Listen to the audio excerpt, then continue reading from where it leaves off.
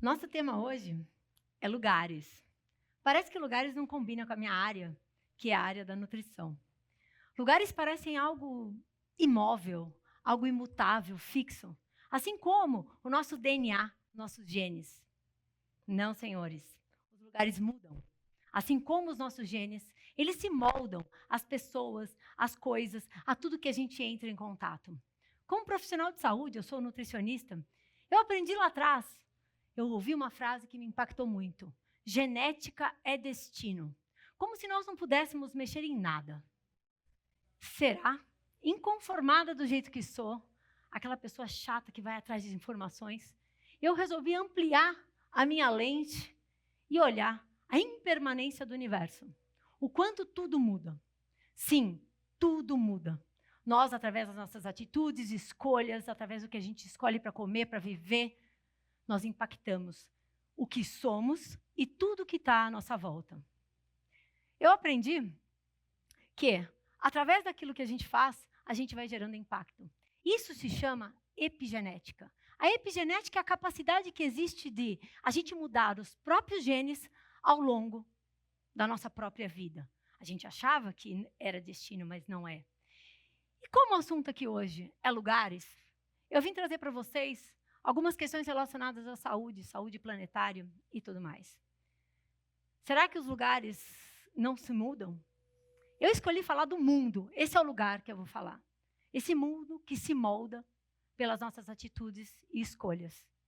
Esse mundo que está aí e que sempre foi algo que eu amei demais. Essa que está com os papagaios na cabeça é minha mãe. A minha mãe me ensinou muito o amor universal e incondicional pelos animais, pela natureza, pelas árvores, pelo mar, pelas águas.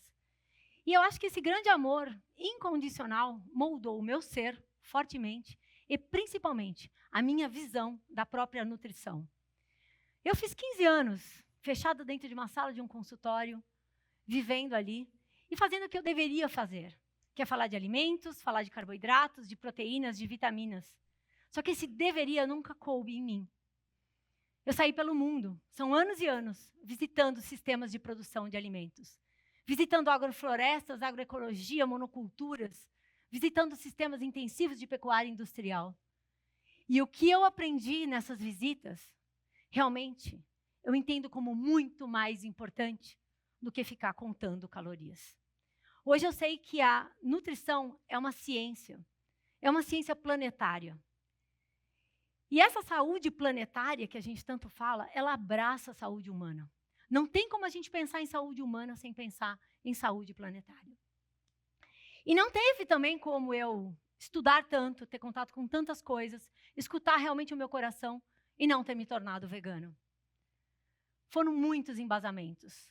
Eu fui buscar, eu fui pesquisar, eu fiz cursos, eu li diversos relatórios, eu estudei demais para entender que eu precisava, obrigatoriamente, moldar as minhas escolhas de vida aos meus valores, ao meu propósito de vida e, principalmente, à minha consciência e a todo esse meu conhecimento. Eu não tinha como conhecer tanto sobre impactos e não mudar o meu jeito de pensar, de ser e de agir. Hoje, gente, a forma com que nós nos alimentamos, esse protagonismo das proteínas animais nos nossos pratos todos os dias, tem causado diversos impactos negativos no nosso planeta. A gente hoje escolhe comer animais e seus derivados praticamente em todas as nossas refeições, menosprezando uma diversidade imensa de vegetais que a natureza nos dá de presente.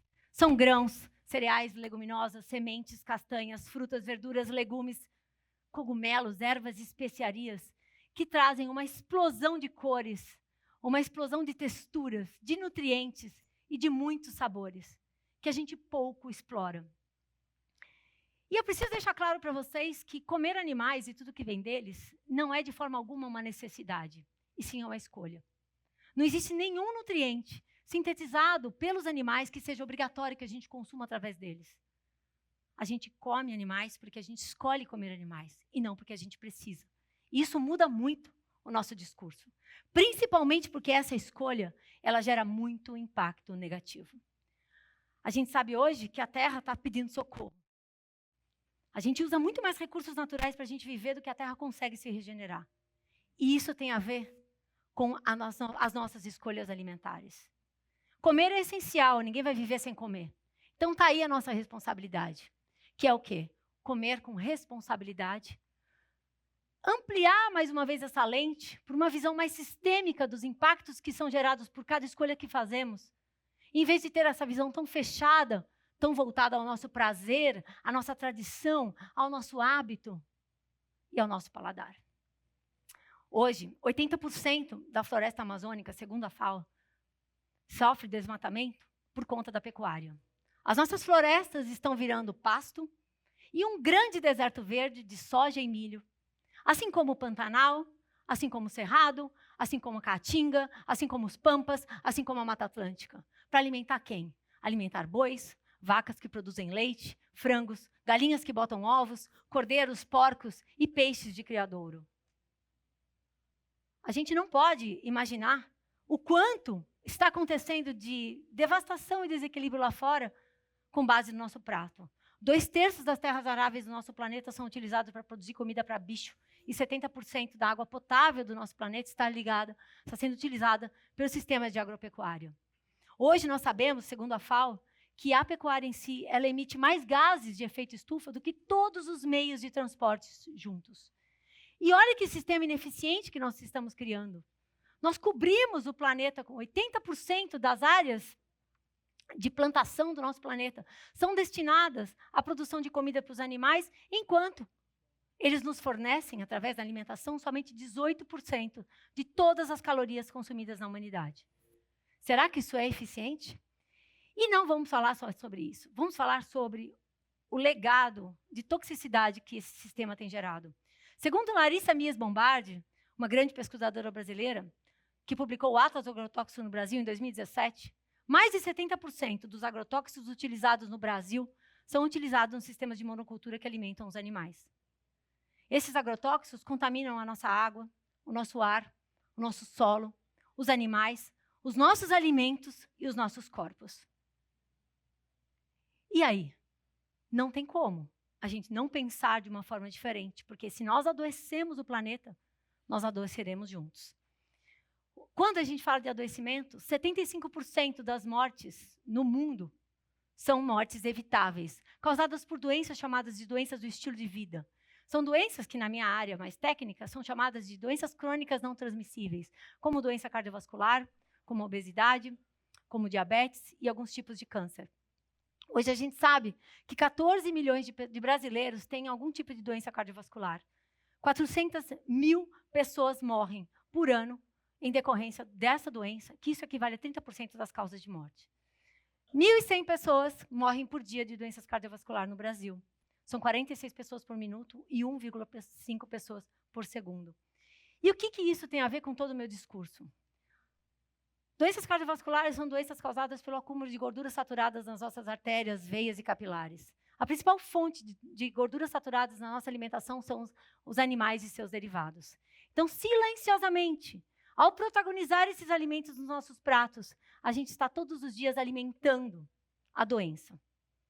Gente, é mais do que preciso virar essa vela e olhar para os ventos que nos levam à saúde e não à doença.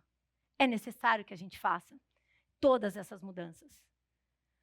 Mudanças que são geradas até por algo que a gente não vê.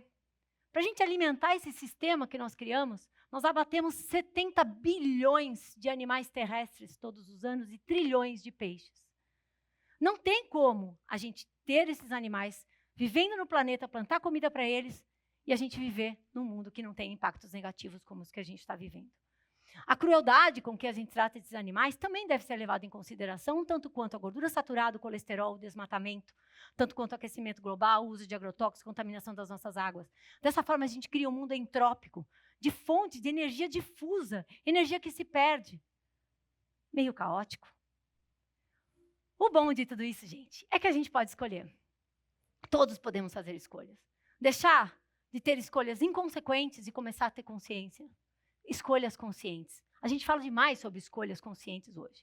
Mas a gente sabe que vai precisar mudar hábitos. porque os hábitos, eles não são eternos. Mas eu sei que a gente tem dificuldade em mudar hábito. A gente enraiza com certos hábitos, não é isso? A gente abraça o hábito e a gente não quer mudar. A gente se acostuma, inclusive, com aquilo que não nos faz bem. Agora eu vou trazer para o meu lado pessoal. Eu achava que eu não conseguiria abrir mão de coisas que eu gosto muito de comer ou até mesmo de fazer.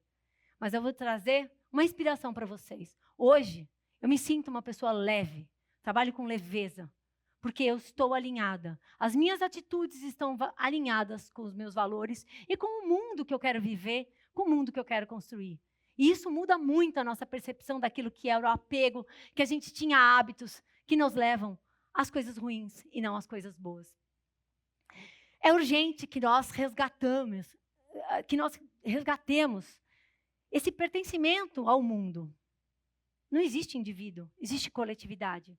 Nós sabemos que todos juntos, de forma sinérgica, podemos moldar esse lugar que é o mundo, começando a fazer parte da mudança para o lado bom, para a solução, e não mais parte do problema. Isso é a escolha individual de cada um que impacta o coletivo. Por quê? Porque cada um de nós somos um. E nós não somos os inteligentes de forma absoluta. Nós fazemos parte de um grande sistema, de um ecossistema inteligente. Essa frase é de Ernest Goethe, um suíço, criador, fundador do conceito de agricultura sintrópica, que mimetiza a natureza, que evoluiu em bilhões de anos para trazer todo esse equilíbrio que hoje a gente tem desgastado. E não tem como, gente. Um sistema inteligente, ele nunca vai ser tão ineficiente como esse que a gente está criando. Tão cruel, tão desequilibrado. E um sistema inteligente, amoroso, ele nunca causaria a grande extinção que estamos vivendo dos próprios entes, que somos nós e todos os animais, plantas, que fazem parte desse grande sistema, que é o ecossistema terrestre. Então, gente, repensar nossos hábitos é algo emergencial. É uma questão de sobrevivência, não do planeta, não do mundo, nossa sobrevivência. Hoje, nós sabemos que o que nós comemos molda o mundo. E nós somos o mundo. Não existe um mundo lá e nós aqui. Olha que responsabilidade que nós temos. Ou a gente come direito, ou a gente come o mundo.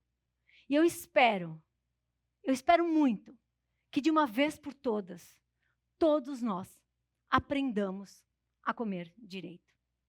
É isso, gente. Muito obrigada.